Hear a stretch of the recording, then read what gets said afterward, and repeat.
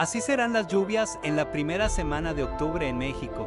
Se esperan lluvias intensas en varias regiones, especialmente en el Golfo y en el Pacífico. Además, hay una posible formación de huracán en el Pacífico, que podría impactar la costa oeste del país. Tomen sus precauciones, manténganse informados. Y compartan esta información para que todos estén preparados.